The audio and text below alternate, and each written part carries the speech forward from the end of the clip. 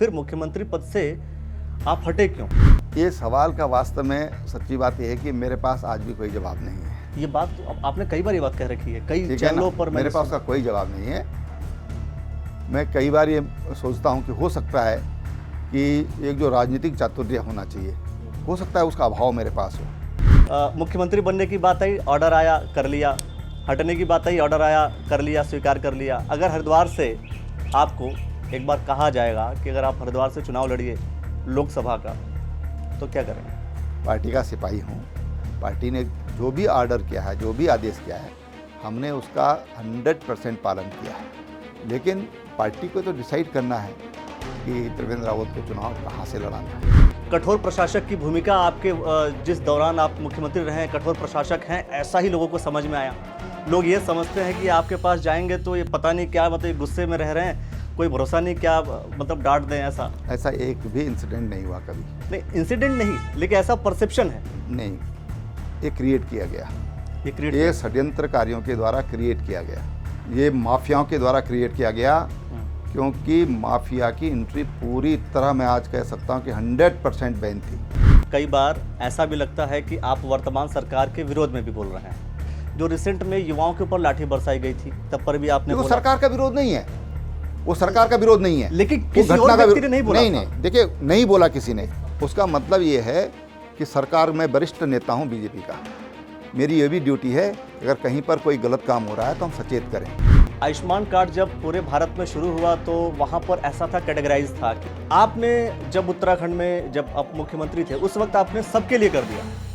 आदमी किस तरह से एक छोटी सी बीमारी आने पर किस ढंग से टूट जाता है, अस्पताल में नहीं भर्ती करते इसलिए कि उनकी जेब में पैसा नहीं होता, पैसा जोड़ता रहता है इंसान। इसलिए हमने जो राज्य के लगभग 23.5 लाख परिवार थे, उन 23.5 लाख परिवारों को हमने एक स्वास्थ्य का सुरक्षा कवच, माननीय प्रधानमंत्री जी की जो योजना थी उसको आगे बढ़ाते हुए उसमें हमने पूरे परिवारों को उसमें सुरक्षा कवच दिया और वही ट्रस्ट मोड में रखा, ताकि नहीं तो लोग इंश्योरेंस कंपनियों के दरवाजे पे जाते जाते, दफ्तर पे जाते जाते जूते घिस जाते हैं, कहावत है।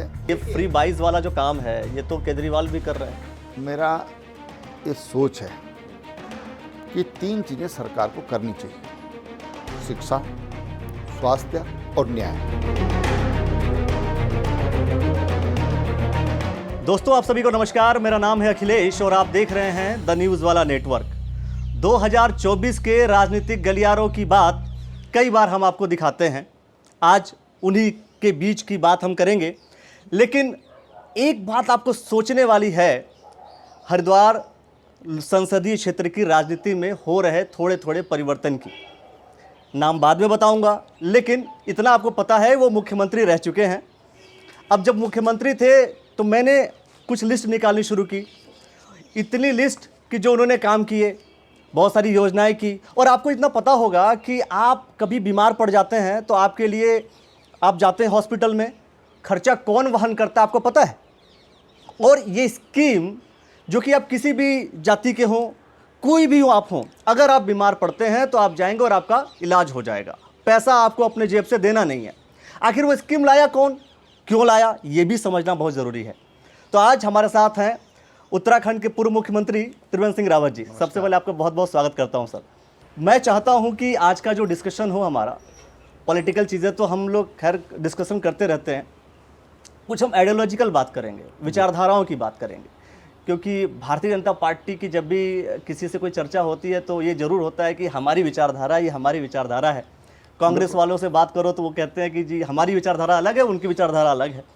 तो मैं ये समझना चाह रहा हूँ कि भारतीय जनता पार्टी की जिस विचारधारा की बात की जाती है, आरोप तो विपक्ष कुछ और लगाता है क्या विचारधारा भारतीय जनता पार्टी? देखिए, भारतीय जनता पार्टी की जो विचारधारा है वो अगर हम साधारण लोगों की भाषा में कहें तो विशुद्ध राष्ट्रवाद को लेकर भारतीय जनता पार्टी काम करती है।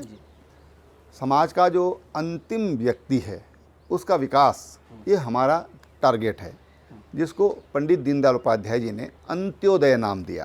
कि अंत में विकास की पंक्ति में जो अंतिम पायदान पर है, थोड़ा ऊपर उठे, थोड़ा जो ऊपर है उसका हाथ पकड़कर ऊपर उठाए उसको और उसको अपने समकक्ष लाए। ये भारतीय जनता पार्टी की जो गरीब कल्याण की अवधारणा है।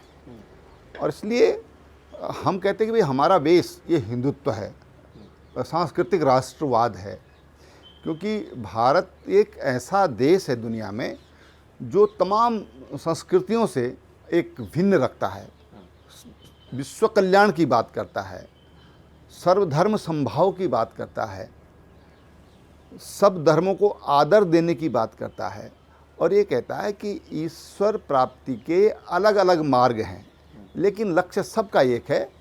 जिस तरह से सभी नदियाँ अंत में जाकर के समुद्र में मिलती हैं, ऐसे ही जो विविध नाना पंथ मत संप्रदाय हैं वो भी भगवान तक पहुंचाने का एक मार्ग है, लेकिन लक्ष्य सबका एक ही है, वह है ईश्वर की प्राप्ति, सुख की प्राप्ति। तो भारतीय जनता पार्टी सबको साथ लेकर चलने की बात करती है, तुष्टीकरण नहीं, तुष्टीकरण रहित विकास, सबको समभाव से देखना, सबका साथ, सबका विकास, सबका प्रयास, ये माननीय प्रधानमंत्री जी ने कहा। तो ये भारतीय जनता पार्टी को अन्य दलों से अलग करती है विचारधारा के रूप में। लेकिन जब हम आपने कहा कि एक हिंदुत्व राष्ट्रवाद की बात होती है, सांस्कृतिक राष्ट्रवाद की बात होती है, तो इसमें विशेष तौर पर जो दूसरी जो कांग्रेस पार्टी है, अन्य जो दल हैं, वो तो साफ तौर पर कहते हैं कि आप एक पर्टिकुलर किसी एक भाई हिंदुत्व की बात कर रहे हैं, आप सबकी बात नहीं कर रहे हैं, और आप यहाँ कह रहे हैं कि हम लोक कल्याणकारी की बात करते हैं, हम सबके कल्याण की बात करते हैं। उसके लिए बहुत ज़रूरी है कि हम हिंदुत्व को समझें। हिंदुत्व है क्या? तो आज समझ लेते हैं। हिंदुत्व है क्या, उसको समझने की ज़रूरत है। सर्वे भवन्तु सुखिनः, सर्वे सन्तु निरामया, जो सबके सुख की कल्पना करता है, सबके सुख के लिए प्रार्थना करता है, सबकी समृद्धि चाहता है, वो हिंदुत्व है। हिंदुत्व कोई एक ग्रंथ नहीं है, हिंदुत्व का कोई एक पैगंबर नहीं है। उसमें आर्य समाजी भी हैं, शैव भी हैं, वैष्णव भी हैं, लिंगायत भी हैं, शिव को मानने वाले भी हैं, कृष्ण को भी मानने वाले हैं, और जो किसी को नहीं मानते वो भी हैं, वो भी हैं। इसीलिए हिंदुत्व कोई एक ग्रंथ से जुड़ा हुआ नहीं है।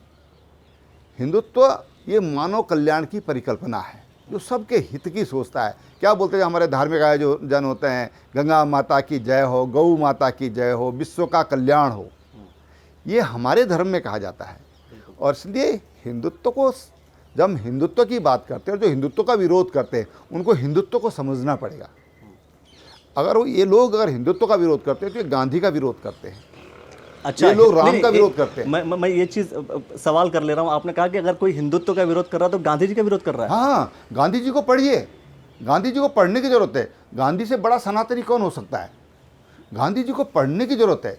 हाँ। गांधी जी का जो दर्शन है, जो सांस्कृतिक दर्शन है, उस दर्शन को कोई पढ़ ले, उसको पढ़ ले, समझ लेगा कि गांधी जी क्या थे। लेकिन बहुत से लोग कहते हैं कि गांधी जी तुष्टीकरण की राजनीति करते थे। वो अलग चीज़ है। वो चीज़ अलग है। उनका एक तुष्टीकरण का दोष उनकी विचारधारा में है, इसको मुझे भी बोलने में कोई हिचक नहीं है। क्योंकि जब वंदे मातरम गायन हो रहा था और तुपुलकर बंधु ने इसको गाना था, और वहाँ पर दो भाई थे अली बंधु, शहजाद अली, और दो नाम है ठीक से नहीं, दो भाई थे अली बंधु थे। अली बंधुओं ने कहा कि वंदे मातरम का हम विरोध करते हैं, इसलिए हम ये गाना गीत हो रहा है तो हम मंच से नीचे उतर जाएंगे। और गांधी जी ने वंदे मातरम गाने से मना करवा दिया था वहाँ पर, जो देशभक्ति का गाना है, जो देश की आज़ादी का तराना है। तो इसलिए हम कहते हैं कि गांधी जी की जो तुष्टीकरण की नीति थी, तुष्टीकरण था, लेकिन हिंदुत्व का, वो भी हिंदुत्व कट्टर सनातनी थे, ये मैं कह सकता हूँ। अच्छा, अब हम उत्तराखंड की बात करते हैं। उत्तराखंड को हम कहते हैं देवभूमि। जब भी हम उत्तराखंड का जिक्र होते ही हम देवभूमि उत्तराखंड की हम बात कर लेते हैं। आपको लगता है कि उत्तराखंड वास्तव में देवभूमि ऐसा? देखो, देवभूमि नाम कोई हमने नहीं दिया, जनता ने दिया हुआ है। जनता ने नहीं दिया। ये हमारे जो पुरखे थे, उनकी त्याग और तपस्या, उनका बलिदान, उसके कारण इसको देवभूमि का खिताब मिला है, देवभूमि का सम्मान मिला है। ये मैं तमाम लोगों से कहता हूँ, ये गफलत दूर कर दीजिए कि हम और आपकी वजह से ये देवभूमि है। ये उन ऋषि मुनियों की तपस्या का परिणाम है कि इसको देवभूमि माना गया। देखिए, हिमालयी राज्य और भी हैं, लेकिन देवभूमि केवल उत्तराखंड को कहा गया। इसलिए कहा गया कि यहाँ से तमाम जो हमारी संस्कृति की जो धाराएं हैं वो यहाँ से निसृत हुई हैं। वहाँ पर हमारे ऋषि मुनियों ने आकर के तपस्या की, ज्ञान का अर्जन किया, और तीनों लोक को उन्होंने यहाँ पर रह करके समझा, और जो विश्व को जो दर्शन देने का काम किया वो यहाँ पर हुआ। इसलिए देवभूमि कहा जाता है। उनकी त्याग तपस्या के कारण इसको देवभूमि कहा जाता है। चलिए, इस प्रोस्पेक्ट को समझते हुए अब मैं ये जानना चाहता हूँ, जब आप मुख्यमंत्री थे, क्योंकि अक्सर ये होता है कि जब किसी व्यक्ति के कार्यकाल पे चर्चा होती है तो उसके द्वारा किए गए कार्यों की भी बात हो जाती है। बहुत सारी स्कीम्स थी, अगर मैं बोलूँ तो 1 रुपये में आपने जो है जल का कनेक्शन देना शुरू किया। उसके साथ साथ में वीरचंद गढ़वाली जो स्वरोजगार योजना थी वो था, मुख्यमंत्री स्वरोजगार योजना थी, आयुष्मान का जो जिक्र हुआ वो हुआ। तो ऐसे बहुत सारी योजनाएं थी लगातार। अगर ये कहा जाए कि अच्छा 1 रुपये में जो कनेक्शन आपने देना शुरू किया, पहले तो उस पर मैं बात कर लेता हूँ। मतलब 1 रुपये में कनेक्शन क्यों, जब ऑलरेडी जब लोग दे रहे थे, सरकार के पास ज़्यादा पैसे आ रहे थे, तो आप 1 रुपये में करके आपने दे दिया? देखिए, ऐसा है कि हमारे प्रधानमंत्री जी ने एक लक्ष्य दिया, एक सपना देखा कि हर परिवार का अपना नल हो और उसमें शुद्ध जल हो और क्वालिटी वाटर के साथ क्वांटिटी भी हो। 3 तरह की उन्होंने की अवधारणा रखी। अब क्या है कि पानी का कनेक्शन जब हम लेते हैं तो एक मिनिमम 3-4 हज़ार रुपये उस पर मिनिमम, अगर घर के बाहर अगर आपकी पाइपलाइन है एकदम सटके आ रही है तो 3-4 हज़ार रुपये पानी का कनेक्शन का देना पड़ता था। हर आदमी की हैसियत नहीं है आज भी 3 हज़ार रुपये दे सके, नहीं है। हमारी झुग्गी झोपड़ियों में जो लोग रह रहे हैं, बस्तियों में जो लोग रह रहे हैं, वो नहीं दे सकते। लोग 12-13 हज़ार 15 हज़ार की जिसकी इनकम है, मिनिमम जो इनकम जिनको मिल रही है, वो नहीं 3 हज़ार रुपये दे सकता। और इसलिए हमने प्रधानमंत्री जी के सपने को साकार करने के लिए हमने कहा 1 रुपये में पानी का कनेक्शन देंगे। उसको 0 में भी दिया जा सकता था, हाँ, वही। लेकिन 1 रुपये रखा गया, इसलिए रखा गया कि उसको ये लगे कि हाँ मैंने 1 रुपये दिया है। अच्छा, कुछ पे किया उसको? कुछ पे किया है उसने, मैंने भी दिया है कुछ, मैंने भी कुछ योगदान किया है। उसको बिल्कुल हम स्वाभिमान शून्य न कर दें कि हम फ्री का ही खा रहे हैं। 1 रुपये उससे लिया कि ताकि उसको लगे कि हाँ मैंने भी इसके पानी के पहुँचाने में अपना योगदान दिया है। इस दृष्टि से हमने उसमें 1 रुपये रखा और मुझे खुशी है कि उसका परिणाम बहुत अच्छा रहा है और मुझे लगता है कि इससे कोई नुकसान होने वाला भी नहीं है। आपकी एक योजना है, उस योजना में तकरीबन मैं समझता हूँ कि कई ऐसे, भाई महिला आयोग बना हुआ है, पुरुष आयोग बना नहीं है, तो पुरुष जब कभी बात करते हैं वो कहते हैं एक बड़ा नुकसान हो गया। आपने वो योजना स्टार्ट कर दी थी वो कि पैतृक संपत्ति, जो पति की जो पैतृक संपत्ति है उसमें से अधिकार आपने जो महिलाओं को दे दिया। देखिए, हमारे उत्तराखंड में जो अधिसंख्य जो हमारे यहाँ जो भूमि का जो बंदोबस्त है, भूमि की जो व्यवस्था, उसमें गोल खाते की ज़मीनें हैं। अब गोल खाते की ज़मीन में कई मालिक हैं उसके। दूसरी चीज़, हमारे यहाँ महिलाएं बहुत पढ़ी लिखी हैं, होशियार है, सृजनशील है, निर्माण में विश्वास रखते हैं और परिश्रमी है, बहुत मेहनत है, जो करना चाहती है कुछ। बिल्कुल बिल्कुल। अब हमने स्कीम चला दी कि महिलाओं के लिए हमने कि भाई आप कोई उद्योग स्थापित कर सकती हैं। अब उद्योग के लिए फाइनेंस होना है। फाइनेंस कहाँ से होगा? बैंक से होगा। बैंक में प्रॉपर्टी मॉर्गेज कौन सी करे? उनके नाम पे तो कोई प्रॉपर्टी है नहीं, तो मॉर्गेज नहीं कर सकती। वो मॉर्गेज नहीं कर सकती तो लोन नहीं मिल सकता, लोन नहीं मिल सकता तो अपना काम चालू नहीं कर सकता। तो खाली कागजों में ये स्कीमें बनी रह जाती हैं। इसलिए हमने कहा पति की पैतृक संपत्ति में उसका जब अधिकार होगा तो उस संपत्ति की जब मालिकिन होगी तो वो मॉर्गेज कर सकती है अपनी प्रॉपर्टी, बैंक में मॉर्गेज कर सकती है और फिर उसे ऋण लेकर के अपना व्यवसाय वो शुरू कर सकती है। और ये सारी चीज़ें ये जनता के बीच में जब हम जाते हैं, हमने देखा महिलाओं को काम करते हुए, उन्होंने कहा है तो हम लोग थोड़ा बहुत बचा के बचत करके थोड़ा बहुत ये काम कर रहे हैं, या सरकार से जो थोड़ा बहुत सहायता मिल जाती है उससे ये काम कर रहे हैं, हम लोन तो ले ही नहीं सकते हैं। और मैं देवेश्वरी पंत पाखी गांव है चमोली ज़िले में, वहाँ पर ये 2007-8 में ये चीज़ मेरे सामने आई थी कि उस महिला ने जब कहा कि हम तो लोन ले नहीं सकते हैं, तो तब ये दिमाग में उस समय ये बात पड़ी थी और मुख्यमंत्री बनने का सौभाग्य मिला और हमने कहा कि हम महिलाओं को पति की पैतृक संपत्ति में अधिकार देंगे ताकि महिलाएं भी समान रूप से डेवलपमेंट में, विकास में, परिवार में, समाज में, राज्य में, क्योंकि कमाएंगी तो राज्य को भी कुछ ना कुछ मिलेगा, राजस्व मिलेगा, तो उससे उनका भी योगदान ये राज्य के निर्माण में हो, राजस्व प्रदान करने में हो, इसलिए स्कीमें चालू की। तो दोस्तों ये एक ऐसी योजना जो कहीं ना कहीं जब आपको बहुत सिंपल चीज़ समझ में आई कि महिलाएं जब मॉर्गेज करने के लिए उनके पास कुछ था ही नहीं, जब वो दे ही नहीं सकते थे तो करते क्या, तो आपने ये जो किया, मैं समझता हूँ कि महिलाओं को तो ज़्यादा बेनिफिट मिल गया इस मामले में। एक योजना थी आपकी होम स्टे योजना। होम स्टे योजना में जो पर्वतीय क्षेत्र हैं वहाँ पर छोटे छोटे घर बना करके वो लोग स्वरोजगार शुरू कर सकते थे। तो वो योजना का जो ख्याल है, देखिए क्या होता है कि योजनाएं स्टार्ट करना आती हैं, धरातल पर जाती हैं, कई बार धरातल पर जा भी नहीं पाती हैं, लेकिन वो जो योजनाएं शुरू होती हैं उन योजनाओं के पीछे का कारण ये समझना, मैं समझता हूँ कि हमारे दर्शक भी इन सब चीज़ों को, पहलुओं को बहुत अच्छी तरीके से जानना चाहते हैं कि आखिर होम स्टे योजना के पीछे का कारण क्या था, क्या क्यों लगा आपको, जबकि एक रीज़न आपने इसमें बताया, दूसरा रीज़न, तीसरा रीज़न इसमें क्या हो सकता है? देखिए, ऐसा है कि जब देश में जीएसटी लागू हुआ जी, तो जीएसटी का जो ज़्यादा फायदा हुआ है वो कंज्यूमर स्टेट को हुआ। मैन्युफैक्चरिंग स्टेट की बजाय कंज्यूमर स्टेट को ज़्यादा फायदा हुआ। आज केजरीवाल दिल्ली में बहुत कूदते फानते हैं, ये फ्री वो फ्री। वास्तव में उसकी गहराई में जाएंगे, उसका श्रेय प्रधानमंत्री नरेंद्र मोदी जी को जाता है कि जो वहाँ का जो राजस्व है वो दुगना हुआ है। जस्ट एक साल में दुगना उनको टैक्स मिलना, उनको जीएसटी की वजह से, जीएसटी की वजह से। अगर जीएसटी नहीं होती तो वो आधे पर होते, केजरीवाल की हालत खराब होती, तो फ्री नहीं बांट पाते। अच्छा। तो ये प्रधानमंत्री की देन थी। लेकिन हमारी जो स्टेट है ये मैन्युफैक्चरिंग स्टेट है, छोटी स्टेट है, यहाँ पर जो उपभोक्ता है उनकी संख्या बहुत कम है, और इसलिए हमको ये लगा कि अब हम इसकी प्रतिपूर्ति कैसे करें। तो हमने सर्विस सेक्टर को बढ़ावा देना शुरू किया, और सर्विस सेक्टर में हमने पहला टारगेट ये रखा कि हम अपने जो हमारे पास लगभग 4 साल का कार्यकाल था उस समय, तो हम 5000 होम स्टे हम राज्य में तैयार करेंगे जी। और होम स्टे पर हमने तमाम तरह की फैसिलिटी, एमएसएमई की जो फैसिलिटी है वो हमने होम स्टे पर दी और लोगों को प्रोत्साहित किया उसके लिए। और आपको खुशी होगी जानकर कि जिस दिन मैं मुख्यमंत्री पद से हटा, 4800, कोरोना के बावजूद 4800 हम पहुंच गए। और 5 साल पूरा होते होते, यानी कि बीजेपी का 17-22 का जो कार्यकाल है उसके होते होते हम 5000 क्रॉस कर गए। तो एक बहुत सफल स्कीम हुई, और आज दूरस्थ क्षेत्रों में, पहाड़ों में, और आज ये होम स्टे योजना लोगों को जहाँ रोज़गार दे रही है, राजस्व दे रही है, वहीं जो हमारे पर्यटक आते हैं बाहर से, उनको एक घर जैसा माहौल दे रही है। उससे स्थानीय जो उत्पाद हैं, स्थानीय जो खान पान है, स्थानीय जो हमारी संस्कृति है, उसको भी अनुभव करने का, देखने का मौका ये हमारे पर्यटकों को मिल रहा है।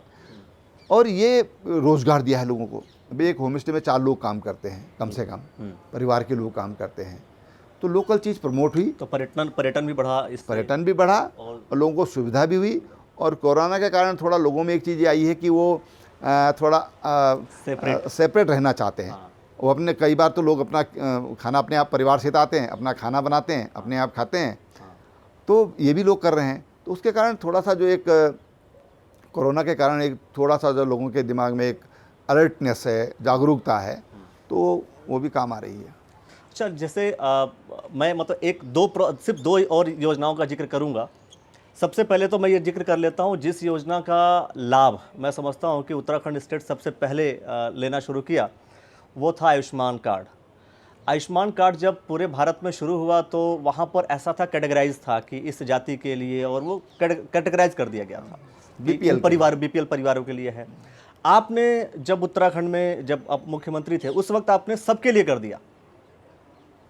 देखिए, मैंने ये आयुष्मान जो योजना लागू करी, मैंने, क्योंकि हम बेसिकली सामाजिक कार्यकर्ता हैं, राष्ट्रीय स्वयंसेवक संघ से हमारी शुरुआत हुई जी।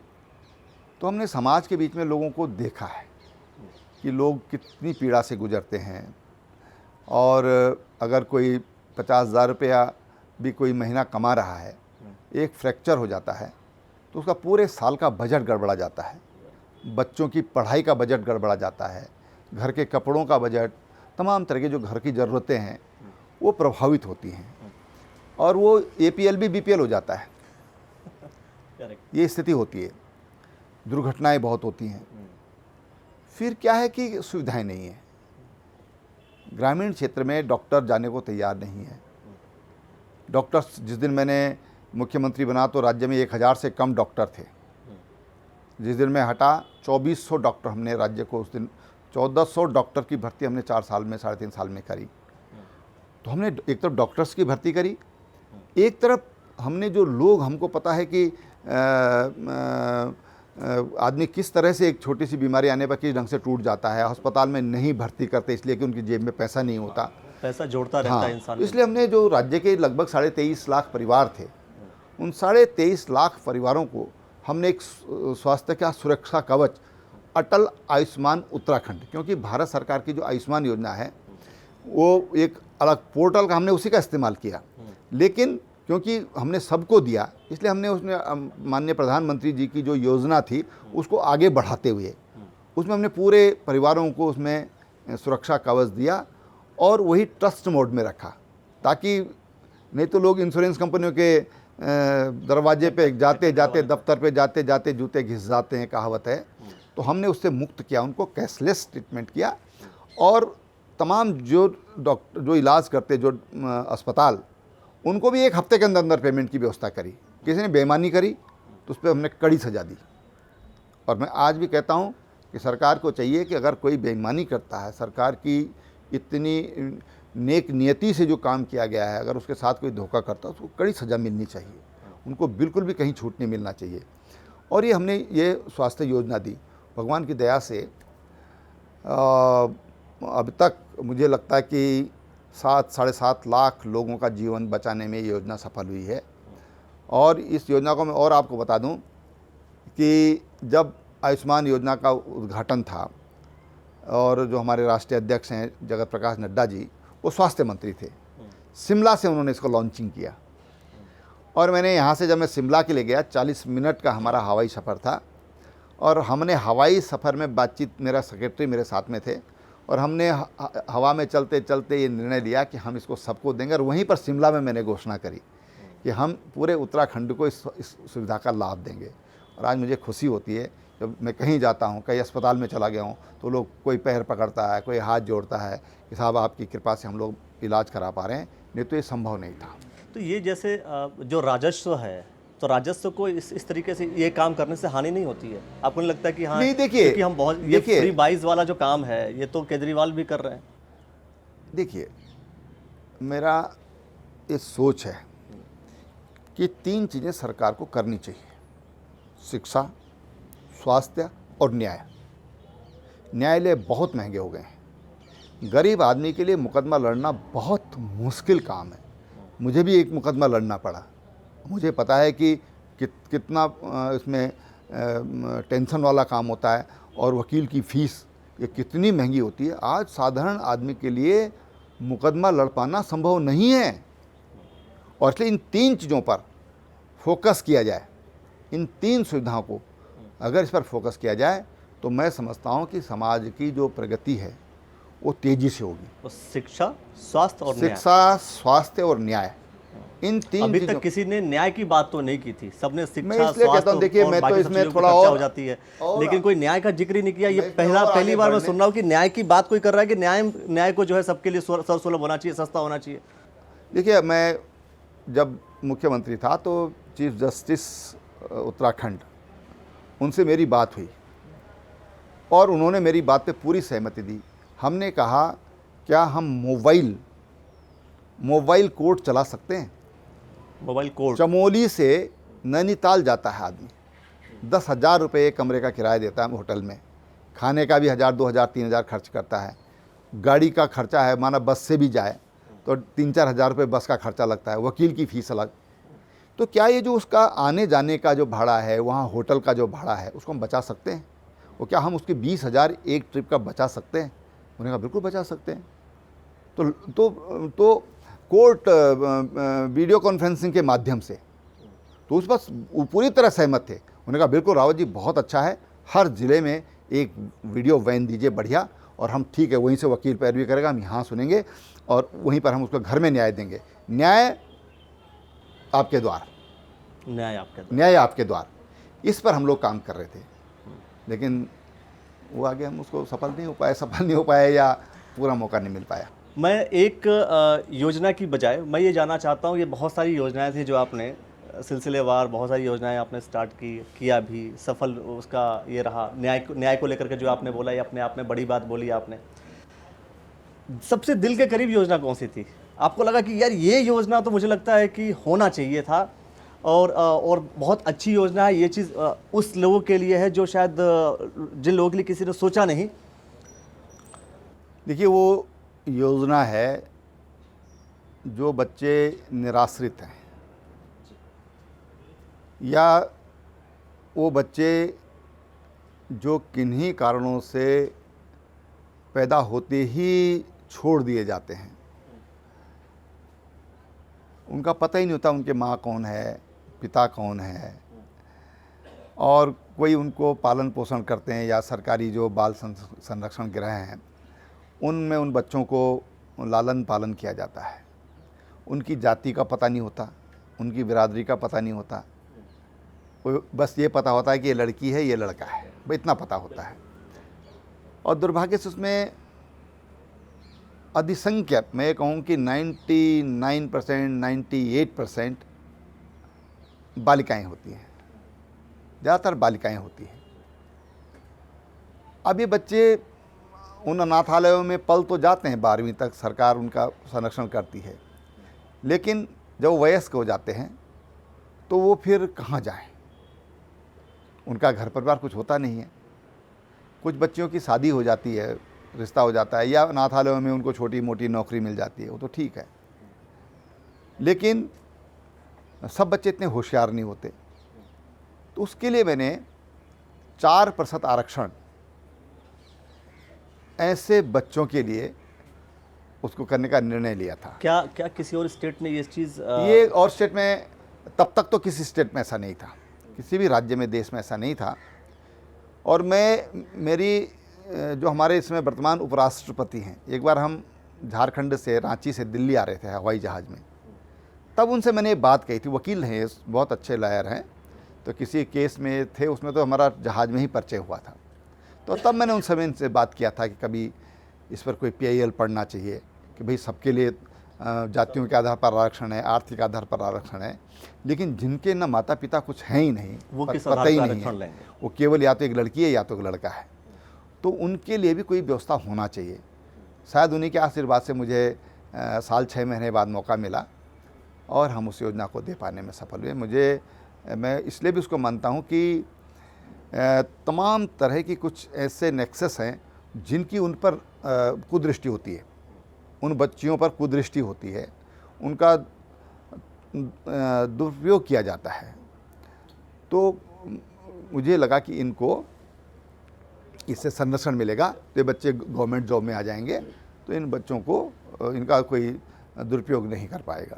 कभी आपने ऑब्जर्व किया या देखा कि ये जो चीज़ है, चूँकि उन लोग का दुरुपयोग वाली जो चीज़ है, मैं समझता हूँ कि बहुत सारे ऐसे विधानसभा कहिए, लोकसभा कहिए, या पूरा उत्तराखंड की मैं बात करता हूँ, ये चीज़ें देखने को मिलती हैं, सुनने को मिलती हैं। अब डेटा इसका कोई किसी साइट पर तो अवेलेबल नहीं। इसमें जो गवर्नमेंट से इतर जो होता था, ईसाई मिशनरीज उन बच्चों को पालती थी। कुछ धार्मिक संस्थाएं हमारी भी, हमारे देश की भी हैं, लेकिन फिर क्या होता है कि वो कन्वर्जन हो जाता है, वो धर्मांतरण हो जाता है उनका। स्वाभाविक रूप से जहाँ रहते हैं, जहाँ पलते हैं, बड़े होते हैं, तो वो उसी को अपना लेते हैं। उनको तो कुछ पता नहीं होता, उनको तो जो शिक्षा दी जाती है वो उसी को अपना लेते हैं। भाई जो उनको खाना दे रहा है, रहने की व्यवस्था कर रहा है, उनको ममत्व दे रहा है, तो वो स्वाभाविक रूप से वैसे हो जाएंगे। तो ये तमाम चीज़ें थी। फिर कई बार हम कई उसमें पढ़ते हैं, उपन्यासों में आज़ादी के समय के जो ऐतिहासिक पृष्ठभूमि पर जो उपन्यास हैं, कई राइटर्स के लिए कई बार हमारे साधु संत भी बोलते हैं कि उनका इस्तेमाल जो है एक तो गलत कृत्यों के लिए, दूसरा ये कि कई बार उनको उनका ब्रेन वॉशिंग करके और उनका इस्तेमाल जो एक जासूस के रूप में भी उनका इस्तेमाल किया जाता है, जो समाज के विरोध में होता है या देश के विरोध में होता है। इस ढंग से भी उनके इस्तेमाल करने की गुंजाइश होती है। कई बार नशे की लत उनको दे दी जाती है, तो नशे सप्लाई के लिए उनका दुरुपयोग किया जाता है, और नशे की आड़ में ही उनका कई बार जो आजकल चला है ना कि वो क्या बोलते हैं, एक शब्द चला है आजकल कि महिलाओं के द्वारा हमारे जो सुरक्षा एजेंसियां हैं उनके बीच में उनको घुसा करके और उनसे भेद लेने का काम, तो ये तमाम चीज़ें हैं। तो बहुत सारी चीज़ें थी जो दिमाग में थी, तो हमने कहा इनका दुरुपयोग ना हो। तो आपने, अगर मैं देखूं कि महिलाओं के अगर मैं रोजगार की बात हो या लोगों के स्वास्थ्य की बात हो, यहाँ तक कि आपने बोला उन लोगों के लिए जो निराश्रित हैं उनके आरक्षण की बात हो, सब कुछ आपने किया। सबका अगर आइडियोलॉजिकल थॉट हम देखें तो मैं समझता हूँ कि जनता इस चीज़ को अच्छे से समझ रही होगी, पूरा पर्सपेक्टिव सब कुछ सही है। तो अंत में फिर वो सवाल जो मैं समझता हूँ कई लोगों ने आपसे पूछा होगा, मैं भी ये सवाल कर रहा हूँ, फिर मुख्यमंत्री पद से आप हटे क्यों? जब ये सारी चीज़ें देखिए, जब सारा पर्सपेक्टिव ठीक जा रहा है तो सवाल तो ये बनता है ना। देखिए, ये सवाल का वास्तव में सच्ची बात यह है कि मेरे पास आज भी कोई जवाब नहीं है। ये बात अब आपने कई बार ये बात कह रखी है, कई ठीक है चैनलों ना? पर मेरे पास उसका कोई जवाब नहीं है। मैं कई बार ये सोचता हूँ कि हो सकता है कि एक जो राजनीतिक चातुर्य होना चाहिए, हो सकता है उसका अभाव मेरे पास हो। जो एक चतुराई चाहिए राजनीति में, और आजकल बोलते हैं लोग कि मार्केटिंग मार्केटिंग बोलते हैं आजकल। हालांकि मुझे बहुत चीप वर्ड लगता है वो, लेकिन आजकल बोलते हैं लोग कि साहब मार्केटिंग नहीं हो रही है। बड़ा प्रचलित शब्द हो गया, बहुत सामान्य शब्द हो गया है। तो शायद वो स्किल मेरे पास नहीं होगा, हो सकता है। लेकिन काम को लेकर के तो देखिए, सारी चीजें हैं जो लोगों को समझ में आ रही हैं, सब कुछ समझ में आ रहा है, सब लोग उन योजनाओं का लाभ भी उठा रहे हैं। और आप कह रहे हैं अच्छा मार्केटिंग वाले पर्सपेक्टिव पे, चूंकि कई बार बहुत सारी चीजें होती है, मैं एक सवाल कर ही लेता हूँ, आपको क्या मतलब ऐसा क्यों आप कह रहे हैं कि भाई मार्केटिंग आपको चीप लगता है? भाई नरेंद्र मोदी जी कहते हैं जो दिखता है बिकता है, दिखाना चाहिए, दिखाना तो चाहिए, बताना तो चाहिए। शब्द से बोला मैंने, मार्केटिंग शब्द का प्रयोग किया मैंने। मार्केटिंग शब्द मुझे थोड़ा उचित सा नहीं लगता, मुझे चीप लगता है, हल्का शब्द लगता है वो। भाई अपने कार्यों का प्रचार प्रसार होना चाहिए, हालांकि मार्केटिंग का मतलब भी वही है, लेकिन थोड़ा उसमें एक व्यावसायिकता आ जाती है, व्यापारिक चीज़ आ जाती है। तो हम ये कहते हैं कि हम सेवा कर रहे हैं, तो हमको व्यापार नहीं बनाना। राजनीति को व्यापार नहीं बनाना। राजनीति सेवा का मार्ग है, राजनीति व्यापार नहीं है। व्यापार अलग है, सेवा अलग है, राजनीति अलग है। ठीक है ना? देखिए, बात ज़रा गहरी हो जाएगी, लेकिन लोकतंत्र को अगर मजबूत रखना है, लोकतंत्र को अगर जिंदा रखना है, तो पैसा और ताकत, ये दोनों एक हाथ में चली जाएं तो खतरा है। लोकतांत्रिक पद्धति को समझिए, त्रिवेंद्र सिंह रावत जी जो आपको समझा रहे हैं, जो बता रहे हैं, मैं समझता हूं कि ये वो पहलू हैं जो शायद अन्य राजनीतिक व्यक्तियों को भी सुनने समझने की आवश्यकता या सुनना समझना चाहिए। एक बात मैं करूंगा कि जब आप 2022 का जो चुनाव हुआ, चूँकि आप मुख्यमंत्री पद से हटे, इसके बाद 2022 का चुनाव आप लड़े नहीं, और अभी अगर मैं देखूं तो हरिद्वार ज़िले की बात करूं या उत्तराखंड के अन्य जो संसदीय क्षेत्र हैं, चूँकि चुनाव 2022 का इसलिए मैं संसदीय क्षेत्र का शब्द का प्रयोग कर रहा हूं, तो आप भ्रमण पर हैं। हरिद्वार ज़िले में भी आपके जो भ्रमण हैं वो चल रहे हैं। तो ये मान लिया जाए, क्योंकि कहीं ना कहीं ये माना जाता है, कई इंटरव्यू में आपने ये भी कहा है कि पार्टी ने मुझे मुख्यमंत्री बनाया, मैं मुख्यमंत्री बना, और आपने कहा कि इसका जवाब मुझे नहीं पता है कि मैं हटा क्यों। करेक्ट हो गई बात? तो ऐसा तो नहीं कई बार कि इंडिकेशंस कई बार मिल जाते हैं कि सांसद बनना हो, सेंटर में जाना हो? देखिए, हम एक राजनीतिक कार्यकर्ता है और पिछले लगभग 32-33 सालों से राजनीतिक क्षेत्र में काम कर रहे हैं। तो स्वाभाविक रूप से हमारा आज जो काम है वो राजनीतिक फील्ड में हम लोग काम कर रहे हैं। मुख्यमंत्री के रहने के नाते पूरे प्रदेश में काम किया। इससे पहले मैं संगठन मंत्री रहा, तो पूरे प्रदेश के कोने कोनों पर तक मैंने भारतीय जनता पार्टी को पहुंचाने के लिए काम किया। ये कहूँ कि जो जवानी होती है, जो एक 40-42 साल तक जो ऊर्जा होती है, जो गर्मी होती है शरीर में, वो हमने संगठन के काम में लगाया, कार्यकर्ताओं के निर्माण में लगाया, पार्टी को आगे बढ़ाने में लगाया।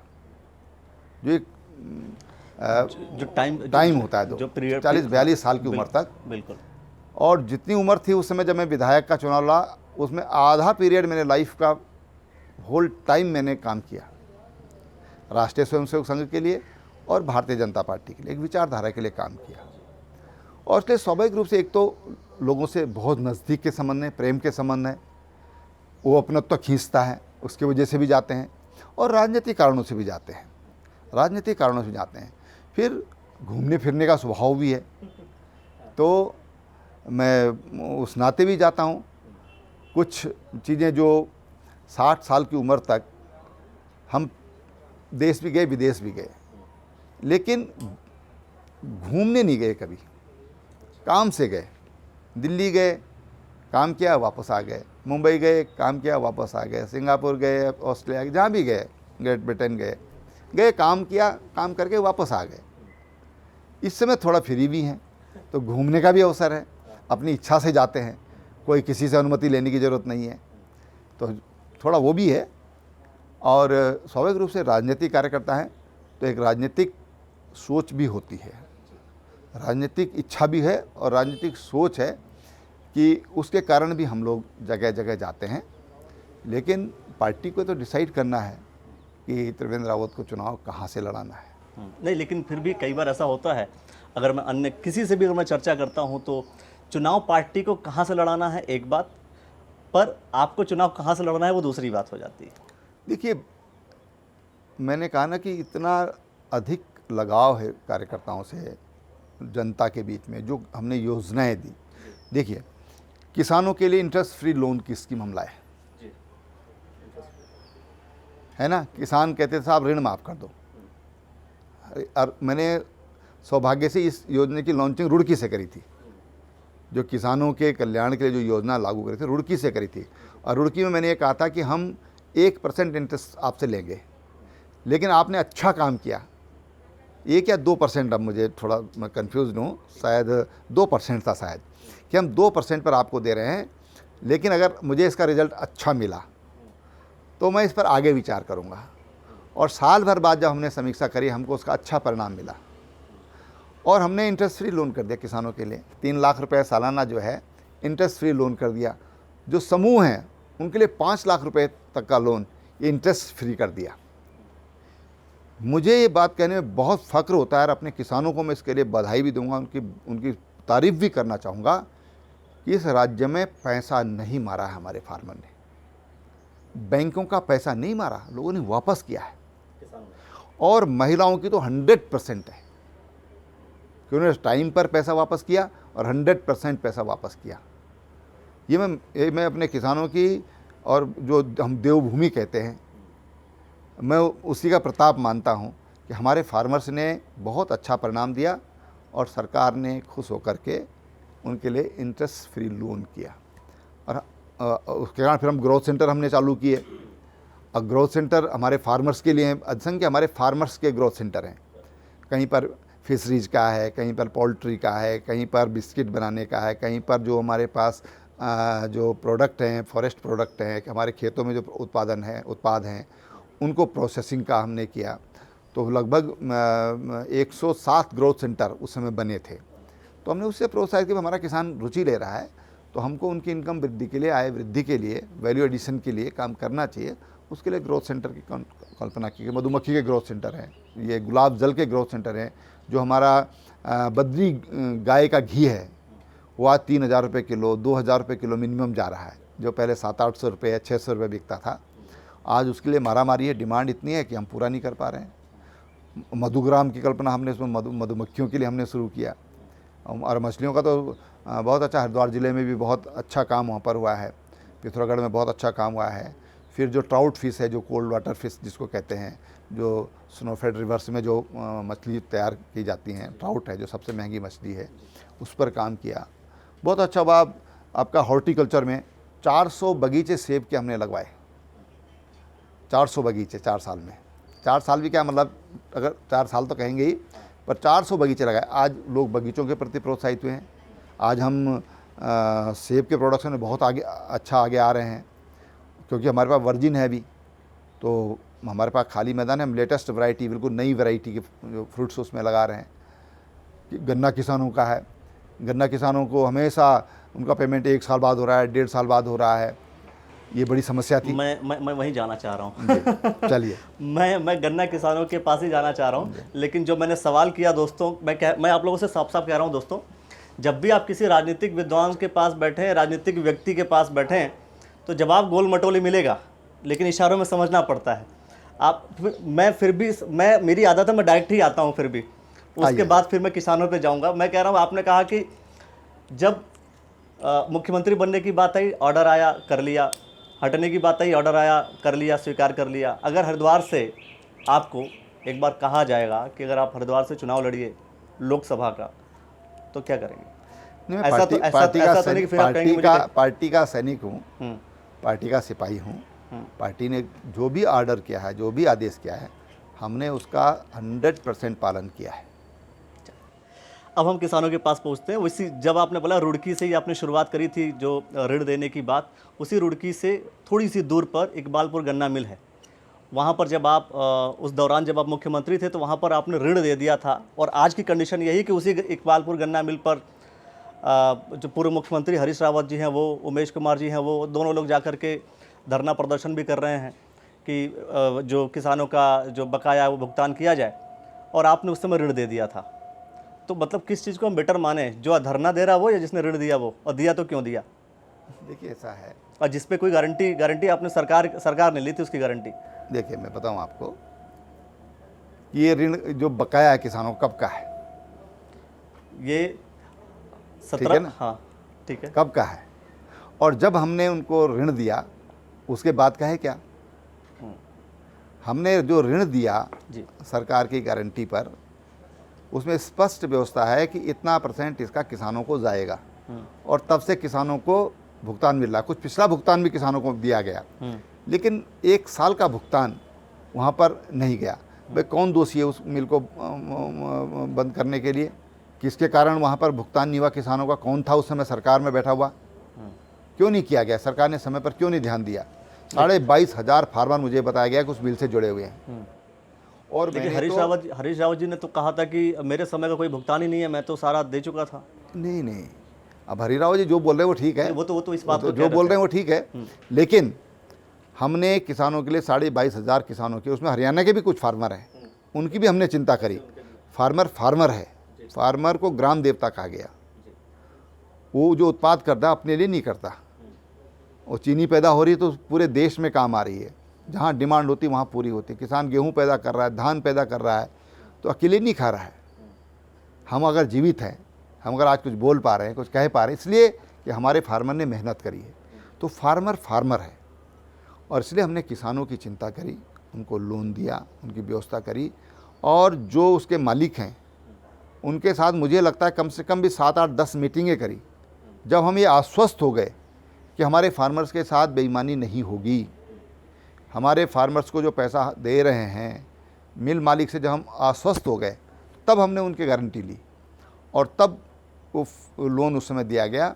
और ऋण तब से ये इंडस्ट्री जो शुगर फैक्ट्री है ये लगातार चल रही है। लेकिन हाँ, जो किसानों को आज जो उनका पिछला बकाया है वो मिलना चाहिए, उसके लिए दबाव बनाना चाहिए। और रावत जी विपक्ष में हैं, अगर वो ये काम कर रहे हैं तो मैं समझता ये तो उनका धर्म है। मैं बात कर रहा हूँ, जब आप आए थे अभी हरिद्वार ज़िले में, जब आपने प्रवेश किया था, उस समय एक सवाल था मेरा कि देवस्थानम बोर्ड को मैंने सवाल किया, क्योंकि हम धर्मनगरी की बात कर रहे हैं, धर्मनगरी हरिद्वार है, और देवस्थानम बोर्ड का मैंने जिक्र किया था। उसका जवाब आपने बहुत ही इशारों में दिया था। मैं आज चाहता हूँ कि वो जो देवस्थानम बोर्ड था, खुद मैं जब व्यक्तिगत तौर पर कुछ लोगों से चर्चा की, हमने कुछ जो महंत होते हैं, जो पुजारी होते हैं, उनसे जब मैंने चर्चा की, तो उनका ओपिनियन आज के सिनेरियो से अलग था। आज का सिनेरियो मतलब वो नहीं है, लेकिन उनका ये मानना था कि ये होना चाहिए था, और उनका ही स्टेटमेंट था कि ये राजनीति हो गई। सच क्या है? देखिए, बोर्ड बनाने के पीछे यही मंशा थी कि जो हमारे श्रद्धालु आते हैं उनको बेहतर सुविधा मिले, और बेहतर सुविधा मिले। सुविधाओं के लिए क्या चाहिए? धन चाहिए, पैसा चाहिए, उसके बगैर तो नहीं हो सकता। बोलते हैं ना, वो जब हम लक्ष्मी मैया की आरती करते हैं तो जब बिना यज्ञ नहीं होता, हवन न हो पाता, तो यज्ञ हवन भी करना है तो उसके लिए भी हमको धन की आवश्यकता है। तो एक तो ये कि हमारे श्रद्धालुओं के लिए बेहतर व्यवस्था वहाँ पर हो, अच्छी सुविधा वहाँ पर हो, और वो कहाँ से होगी? धन से होगी। तो हमने FCRA वो भी सर्टिफिकेट वहाँ के लिए लिया कि जो लोग विदेश से पैसा देना चाहते हैं, करोड़ों हिंदू दुनिया के देशों में बिखरा हुआ है, उसकी श्रद्धा है कि वो धामों के लिए कुछ देना चाहता है, लेकिन हमारे पास कोई ऐसी तरीका नहीं था कि हम उनसे पैसा ले सकते थे। तो फिर हमने बोर्ड के नाम पर वो भी व्यवस्था करी, ताकि दुनिया से जो लोग अपने श्रद्धा के लिए यहाँ पर देना चाहते हैं, जो यहाँ पर कोई निर्माण के लिए देना चाहते हैं, वहाँ पर जो सामग्री है, जो वहाँ पूजा पाठ में इतना बहुत बड़ा खर्चा आता है, साज सजावट में, देख रेख में बहुत बड़ा खर्चा आता है, उसको देना चाहते हैं, उसको लें। फिर हमने ये देखा कि जहाँ पर भी इस तरह के बोर्ड हैं, आप वैष्णो माता का बोर्ड देखिए कि वहाँ भी 300-400 करोड़ के करीब उनकी इनकम है, उनका इंजीनियरिंग कॉलेज चल रहा है। आप जो तमिलनाडु में है, क्या या शिरडी में है, वहाँ जाइए आप, तो शिरडी के 1300 करोड़ की सालाना इनकम है, उनके अपने विश्वविद्यालय चल रहे हैं, तमाम तरह की फैसिलिटी चल रहे हैं।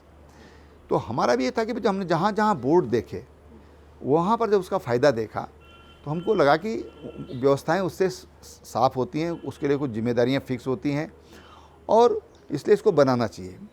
अब देखिए, कुछ लोगों की मत भिन्नता ये होती है कि साहब गवर्नमेंट को इसको नहीं लेना चाहिए। एक तो सैद्धांतिक मतभेद कई बार ये भी है, तो ये को अलग चीज़ है कि सैद्धांतिक मतभेद है कि भाई ये सरकार के अंडर में नहीं जाना चाहिए, ऐसे भी कुछ लोगों का मत है, और उनका भी मत का एक मजबूत आधार है। लेकिन हमने ये कोशिश करी कि ये था कि भाई उसकी इनकम का फिर करोगे क्या, तो हमने स्पष्ट एक्ट में व्यवस्था की हुई है। एक तो जितने भी हमारे पंडे पुरोहित हैं वहाँ पर, उसमें 7 जातियाँ हैं, उसमें एक शब्द है दस्तूरान। हाँ, जो दस्तूर हैं उनको बिल्कुल नहीं छेड़ा जाएगा। हाँ, उसमें कोई भाई माना कोई अपने पुरोहित को कुछ देना चाहता है तो देते हैं, भाई हम अपने पंडित से पूजा करवाते हैं तो स्वाभाविक रूप से हम दक्षिणा देते हैं, हमारे संस्कार हैं ये। हमने न जाने हजारों पीढ़ियों से संस्कार हमको मिले हैं कि भाई पंडित जी को कुछ दक्षिणा देनी है, दे। दस्तूरान है वहाँ पर कुछ राजपूत लोग भी वहाँ पर हैं, मेहता लोग हैं, पंवार लोग हैं, जो वहाँ पर जो 7 तरह की व्यवस्थाएं, उनमें इनके पास भी कुछ व्यवस्थाएं हैं। और माणा गांव के लोग हैं, उनके पास कुछ व्यवस्थाएं, उनका भी हक हकूक़ है उसमें। तो हक हकूक़ को न छेड़ा जाए, दस्तूरान को न छेड़ा जाए, और एक सुव्यवस्थित यात्रा यहाँ पर हो। जिस तरह से यात्रियों की संख्या बढ़ रही है, इंफ्रास्ट्रक्चर डेवलप हुआ है, ऑल ओवर द रोड बनी है, रेल जा रही है, हेलीकॉप्टर की सुविधाएं बढ़ी हैं, लोगों के पास अपने व्हीकल बढ़े हैं, तो लोगों की संख्या दिन प्रतिदिन, श्रद्धालुओं की संख्या बढ़ रही है। और इसलिए जो पैसा बचत होगा उससे जो हमारे क्योंकि बद्री केदार जो मंदिर समिति है उसके अंदर 47 मंदिर थे, पर लोगों का फोकस 4 मंदिर पर होता है, गंगोत्री, यमुनोत्री, बद्री और केदार। और जो और 47 मंदिर हैं जो बहुत महत्वपूर्ण है और बहुत ही, जहाँ पर जाएंगे तो वाइब्रेशंस वहाँ पर महसूस होती हैं। ऐसे बहुत तपस्थलियाँ हैं, लेकिन वो आज उपेक्षित पड़ी हुई हैं। तो उनकी भी देख रेख उस जो फंड में, तो वहाँ पर भी हमारे पंडित हैं, पुरोहित हैं, हक हकूक़धारी हैं। तो बेचारे, उनको तो दिया अगरबत्ती भी जलानी है तो कई बार अपनी जेब से जलाते हों, तो कम से कम वो तो व्यवस्था वहाँ पर हो। तो इन सब चीज़ों को सोच करके एक बोर्ड का गठन किया गया था। वो हमको आवश्यकता लगी, हमने उसका बोर्ड का गठन किया। लेकिन आपने किया। अब आते हैं थोड़ा सा पॉलिटिकल सेगमेंट्स को लेकर के। आपने किया, आपने प्रोस्पेक्ट्स बताया, सबके लिए बेहतर होता, फिर वापस लेने का कारण? अब देखिए, वापस जो है सबसे बड़ी बात है, वापस जो लिया देवस्थानम बोर्ड, जो वापस लिया, ऐसा भी नहीं कि दूसरी सरकार आ गई या दूसरी पार्टी की सरकार आ गई, सरकार तो बीजेपी की है। मैं कह रहा हूँ ना कि देखिए, और उसमें भारतीय जनता पार्टी के नेता थे, मुख्यमंत्री थे, जिन्होंने वापस लिया वो स्वयं उस समय उस विधानसभा के सदस्य थे, और विपक्ष ने भी उसके समर्थन में कोई भी विरोध नेता, निर्विरोध हुआ था जब एक्ट बना था ये, तो किसी ने कोई आपत्ति नहीं की थी। अब क्या परिस्थितियाँ हुई है, मैं उसके बारे में मैं नहीं बता। तो आप ये फिर हम वो उस पुरानी बात को मैं बोल सकता हूँ जो आपने थोड़ी देर पहले बोला कि आपने जो देवस्थानम बोर्ड बनाया, शायद वो अच्छी तरीके से जनता समझ नहीं पाई थी।